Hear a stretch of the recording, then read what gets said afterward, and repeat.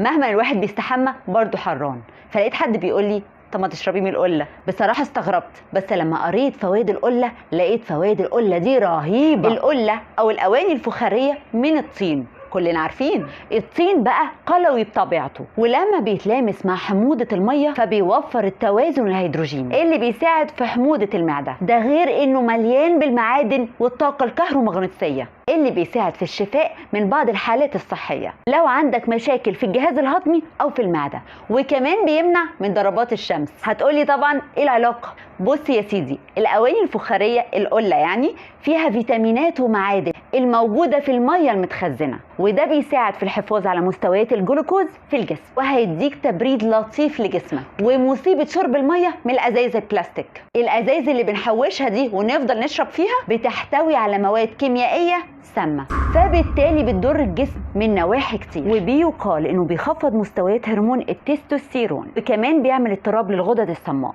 في حين ان شرب المية من القلة بيعمل توازن في هرمون التستوستيرون. اعرفوا هو ايه هرمون التستوستيرون لانه مهم جدا. والشرب من القلة بيحسن في عملية التمثيل الغذائي. وهيجي على بالك وتقول طب ازاي بيخلي المية ساقعة ولا كأنها طالعة من التلاجة؟ بصوا يا سادة، الاواني الفخارية عادة بتكون مسامية بطبعها، فبتخلي المية المتخزنة دي باردة حتى في وجود حرارة شديدة. وخلي بالك لو عندك برد وزورك بيوجعك اوعى تشرب من مية التلاجة، لا اشربها من القلة، مش هتضرك زي مية التلاجة. ويلا بقى كله ينزل يشتري قلة، بس المشكلة هنلاقيها فين؟